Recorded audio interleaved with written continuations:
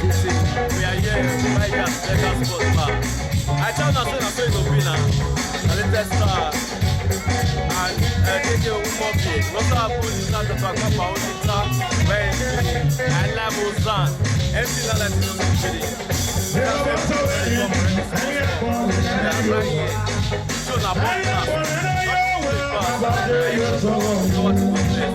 you very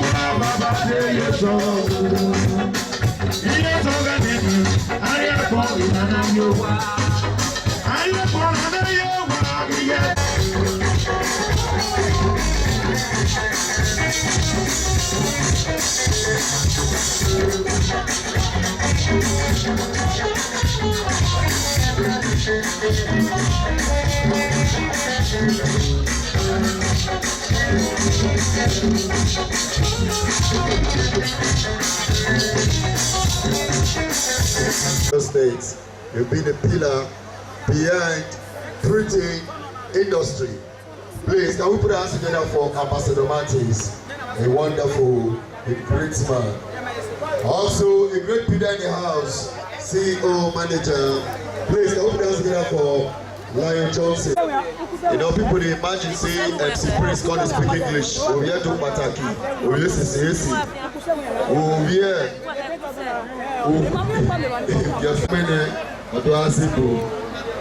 Ladies and gentlemen, it's going to be Mr. English Benin today. The reason is that meet me at Vegas is an English. Yes. Senior colleague in the please, can we?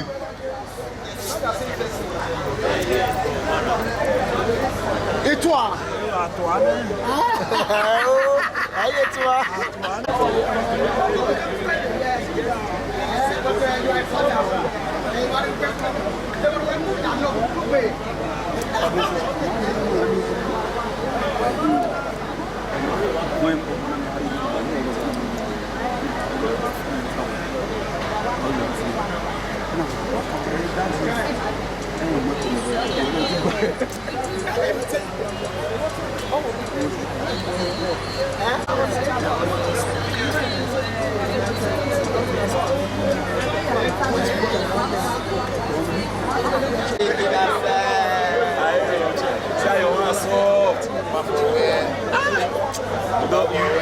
You're yours there, but if I do with you, no problem. I know.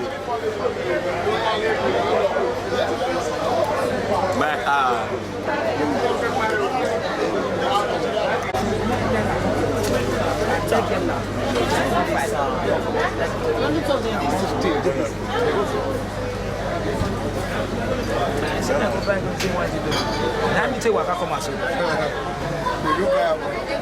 if I later I'll go meet and I say don't finish.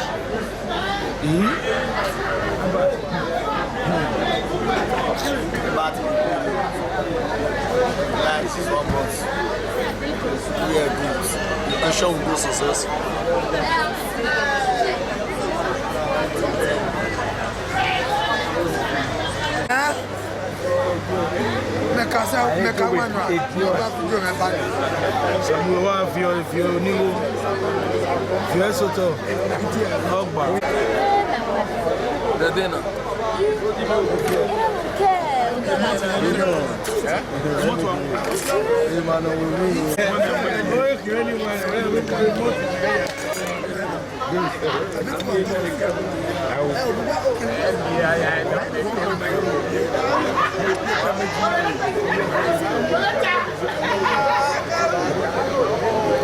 All right. Once again, ladies and gentlemen, to quickly recognize the presence of Saint Destiny. Can we please put our hands together for Saint Destiny? A wonderful music. On cue tonight, ladies and gentlemen, meet me for Vegas. A wonderful night. We have already the building, International Super FC Inner Lights, a wonderful FC, award-winning FC, National Ambassador, National General. You know, and this man talk to we make that man with his eyeglass financial for GRA.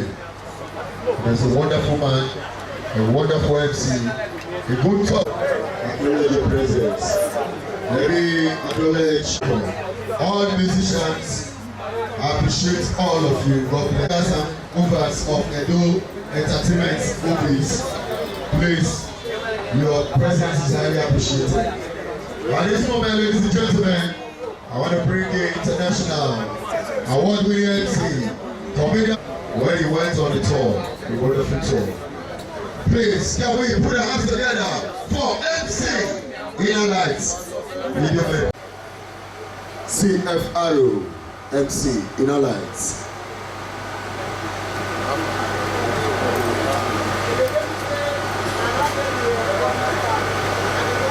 MC Prince. Now me you invite, nobody clap. By myself. I go come by myself. I go introduce myself by myself. Una come clap for me by una self. Ladies and gentlemen, put your hands together for the most welcoming and Benin City, the Ashawo Ambassador. Put your hands together for MC Inner Lights.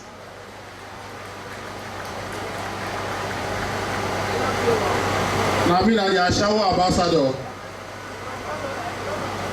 Even when our governor banned Ashawo, not be governor banned Ashawo, na government, Edo State government, na banned Ashawo, and it affects all of us. And that's true. It affects all of us. Seriously. Ladies and gentlemen, before I started this show, you know, Jesus started with prayer and ended with prayer. In anything we are doing, God, give thanks and glory to God. Please, please, I just need somebody. Even though you know they go to church, but you know how to pray, just come out, just come pray for us. Open this place with prayer. Open this place with prayer. It meets me for Vegas. With DJ No Time, alongside Agbamba, Olita, and Umobi are the two talented. Please, anybody may just come out. Mo come pray. Anybody. Bagberi Ọlọ́run Salobua, wàásù wa wẹ̀ tí fi ẹ̀wò rẹ̀, gbẹ́dẹ̀kẹ̀ gbàgbé, JB, gbàgbé, Akumaba, ayé Ọlọ́run Salobua. Alright, Osanira, Osanomo, Osanori, Onowai, Baba Mani Uwe, Madosi Koko, Dodo Gyogogo, Baba Iminagogo, Yiga Gefo, Wimari ni Mayari. Egion, ne Mokia Dope, Wana, Irane, Dr. Abakma Olita, the two talented star, Egion Yari, Baba, Iminagogo, Yiga Gefo, Gyowiya. Maya fe nori mana maso wi ma mana dogun ya wowo Mario wa owi mara ma odi mara ma eni maya pase mo wa ne ya eri ma ri ara ya re no ma mari yen dan o wowo eyi fo owi ma anyo ma won e wa na re dene na e wa e ma yi maye sagi Jesu yagwe e gi ami no wi ma o we wi ma yeye e gi owi mari ma unfua eki makawe ni mayari ugiena mama gi mi owo ni mayari ugiena yo wa ku imakia emo ya fe no kia ku we mana we dene na mayugo Salobua ya duya MC Inner Light Dr. Abakma Olita the two talented star mayugo Salobua ya duya ina ya man no e really Jesus Christ no nya wa MC Prince yugo Salobua ya duwe e no we go later sha let them must be in Azedogbe. All this one to speak Benin. I know say many people don't come now. They say, today, too talented, Agbagba Olita, we must see who play pass. My brothers and sisters, not be competition. Now phone will come catch you. Cruise, not be competition. Everybody get their own fans. If you just play, you enjoy, you stand up, dance, pray. That's what they do. Not going to talk out tomorrow saying that this one play and no, not be competition. I began since I did date my boyfriend. I never friend another boy. Raise up your hand. I began since I did date my boyfriend. I never fuck another prick. Raise up your hand. I began since I did date my boyfriend. I never fuck another prick. Raise up your hand. No, if you know the fear, raise up your hand. I began since I did date my boyfriend. I never fuck another prick. Raise up your hand. If not, swear yelala. Raise up your hand. What's your kuya? What I saw go? Now boy, the tiger say, baby, you're toto sweet, but now now, if you see another one, go sit tell her the same thing. No, that's what they do. He go still tell her the same thing. I know boys that. No matter how boy love you rich, if you still see another girl, he go still want to. He go want to. I know boys now. But one thing that they tell girls, that they tell boys, my brother, not kill yourself on top of Toto. Now Ashawo ambassador they advise you so, not try out. Because no matter how you do reach, they know they see champion. Because where you for stop, now another person for start, and these girls, they're not satisfied. Some girls they like 3 hours. Some girls they like 4 hours. Some are 5 hours. Some 6 hours. But some boys still they like that 1 hour. But there's something about this life. No boy if he spend 1 hour without he not take drugs. Are they lie? Are they lie? No boy if he spend 1 hour without he not take drugs. And I know of my guys, this our era, we too like drugs to take. Before me meet any girl, I go take tramadol. I go drink mokiti. I go take dogoyaro. I'll miss out with Gordons. I kill somebody. Ladies and gentlemen, meet me for Vegas with DJ No Time. I'm saying that DJ No Time now give me wireless mic to God. I go like wireless mic, now give me. Definitely, now Pidgin English meet me for Vegas. Or they go with the Pidgin English. I see my superstar in the building, Kevin, Alaska. The guy only come for abroad. All this one don't go test white toto the way I test white toto. Kevin, where Kevin? Kevin not there, your space, not there just now. All this one, where Kevin? Kevin don't come on there. It's also in the building, ladies and gentlemen, Saint Destiny. All those ones, if you sing gospel music, even your wife will love them. I have in the building again, Osas, the cinema master. Ladies and gentlemen, I know so that they admire my outfit. The person made so a day here. Elvis Alaska, a day here. When I go collect him up by day here. The guy is so tired. Or Sewu. Ladies and gentlemen, if you are a girl here, you love your boyfriend, clap for your boyfriend. If you are a boy here, you love your girlfriend, clap for your girlfriend. Boys not there here. If you be boy, you love your boyfriend, clap for your girlfriend. Clap for.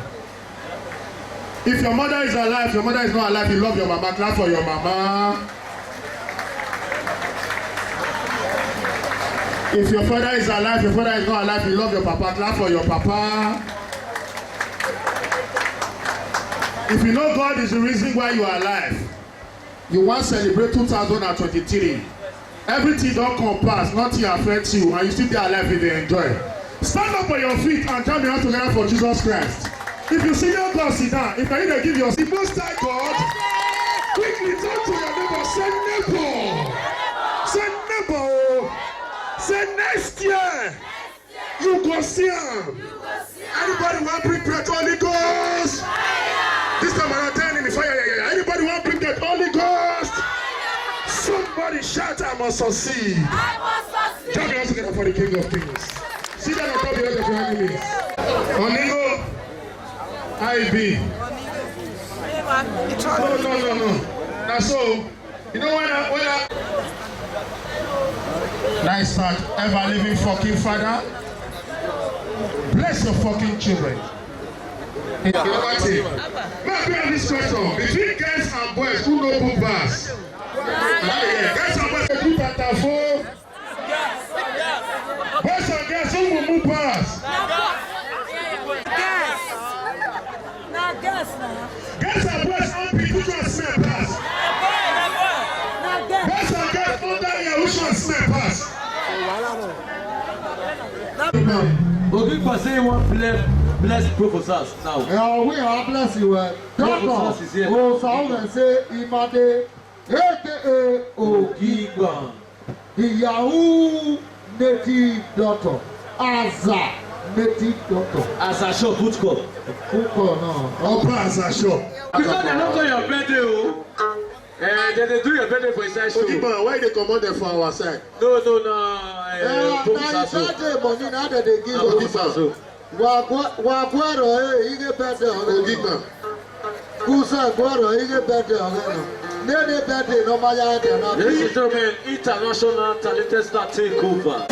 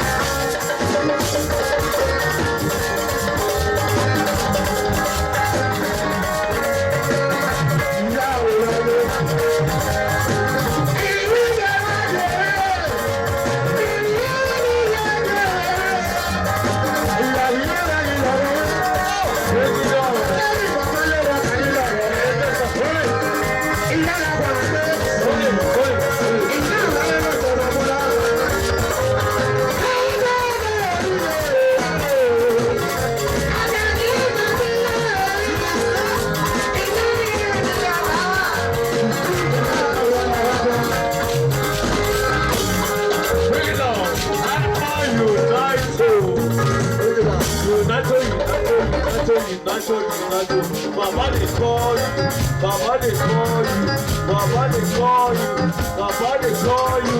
I'm united. That's my daddy.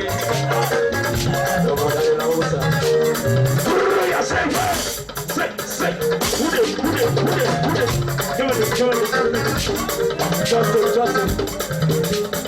Second Taula, when you are touching from Maka, put up, Maka, put up, Maka, put up, Maka, that's a put up, Maka, shake.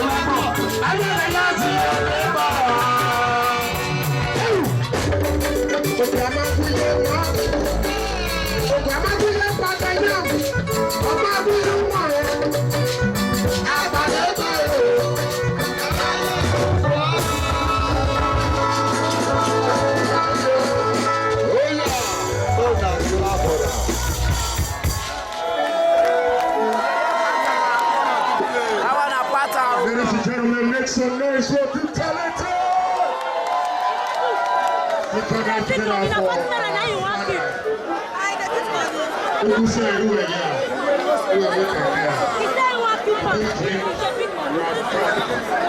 Are you here with you? As a prince.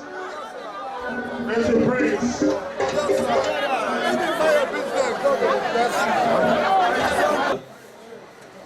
No problem. Continue. We hear.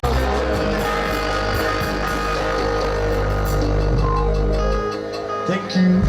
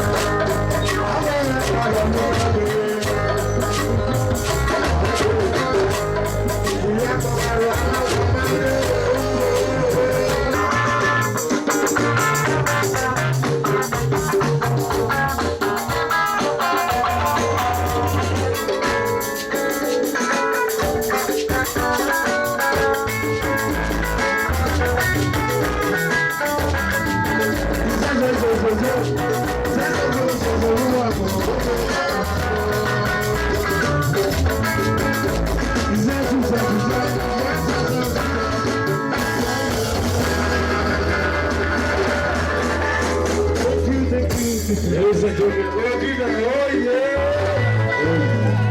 The show come be like concert. Hold on. The show come be like concert. Agbakman, holy time. You come with Boludo. Ladies and gentlemen, right about now, we don't talk and say now 30 minutes now. Agbakman no dey even play reach 30 minutes to end down because he know the way should they be. That's why they respect him and father. Some musicians go 1 to 2 hours. Shut up, who say whether maybe now your show. You shut up your mouth. Ladies and gentlemen, right about now, all social men of talented star, shut up Ukuse, don't punish you. If you know you are still there, please back to stage. Social men of talented star. They touch, they go. Chief Ogigba, you are still in the house, enough respect. Ogigba one way. Respect and courage tonight. You shut down wonderfully, wonderfully. If we get 2 of you for Benin, we're not going to get governor. Now look now with the rule. And I want to Benin now decide. You know, ladies and gentlemen, all session men of our great father, please, all session men.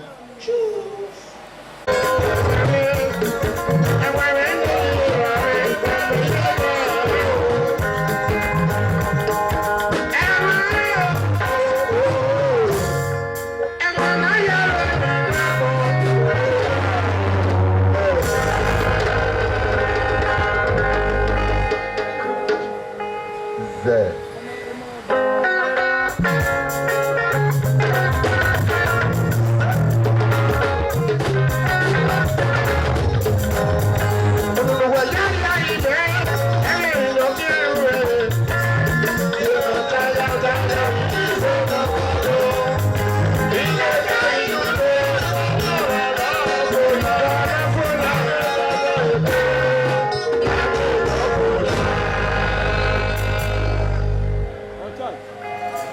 Yes,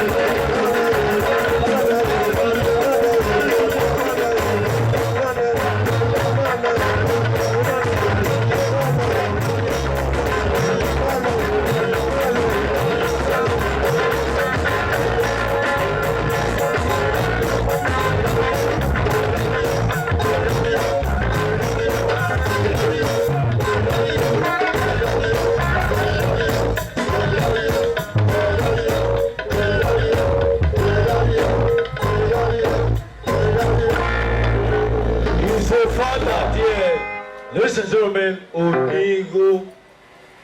Onigo, where are you? Thank